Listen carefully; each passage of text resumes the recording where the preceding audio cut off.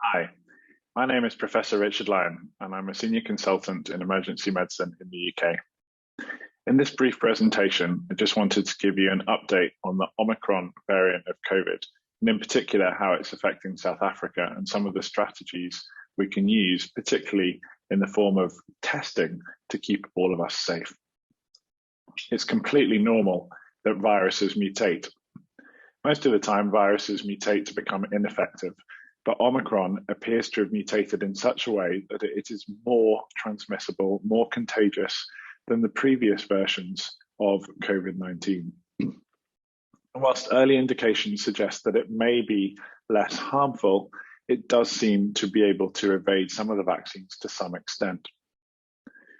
This is important because antibodies that we may have generated either through vaccination or through previous COVID infection may therefore not be as effective. And it means that all the people that were previously at risk of COVID, particularly the elderly and the vulnerable, will continue to be at risk. And it also means that a significant Omicron wave, particularly in South Africa, could rapidly lead to just a sheer number of increase in hospital admissions. So whilst we hope the severity will be less, any large wave of COVID will, by definition, create lots of unwell people. These people will end up in hospital and a small number will get quite sick. It's also important to remember that actually there are other risks from COVID. In particular, long COVID can affect up to 30% of sufferers. Long COVID can mean that you can have a long period of fatigue, shortness of breath, or other very debilitating symptoms. And it's also worth reminding ourselves that the pyramid of COVID infection is fueled by asymptomatic cases. Up to 30% of us can carry the COVID virus and spread it unknowingly because we don't have symptoms.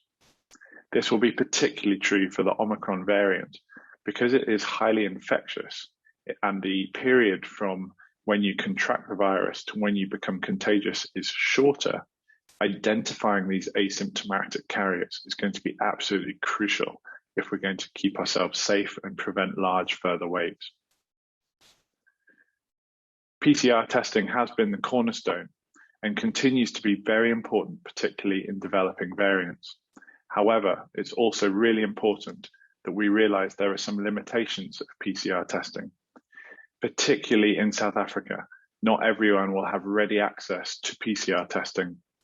It's difficult to access in some locations. It is absolutely prone to tester variation and actually continues to have a high false negative rate depending on the technique used. So therefore, it's important that those people who have symptoms absolutely get a PCR in terms of identifying which variant it is. But PCR is not really suitable for regular testing, for example, 2 or 3 times per week, or where you want to test a large number of people. This is where on-site COVID testing comes in, and we have a lot of experience of this in the UK and is really beginning to increase in South Africa for very good reason. Using lateral flow tests to identify COVID, all of which so far seem to also work for the Omicron variant, has proved highly effective.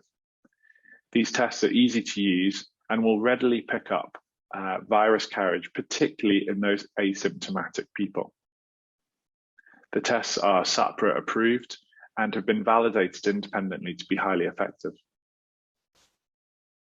What this involves is a quick swab of the mouth and nose. The test can be administered on site and the results are available on a simple cassette within about 15 minutes. Decisive action can then be taken immediately on whether someone needs to isolate rather than waiting several days, for example, for a PCR result. In the UK, we're using these to create rings of health. Whether you're in an entertainment venue, manufacturing, travel, schools, education, workplaces, it's important that when you enter these places that you want to be as safe as possible. And the way to do that is have everyone screen themselves on a regular basis. Screening with a lateral flow test means at that point in time, to the best of your knowledge, you'll be free of virus. Therefore, when you enter these places, you should be COVID-free and you should not be giving the virus to other people. And likewise, your colleagues or your friends or your family will not be giving it to you. It's particularly important at this time of year when many of us will be traveling home to loved ones for Christmas and meeting with elderly people, for example, who may be vulnerable. So think about where you live and work and whether you would like to put a ring of health around your family, organization, colleagues by using lateral flow testing.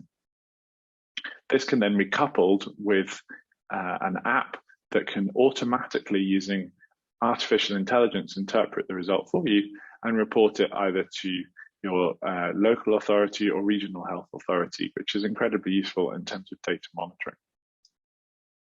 There are significant benefits in using regular lateral flow tests that we've seen in the UK.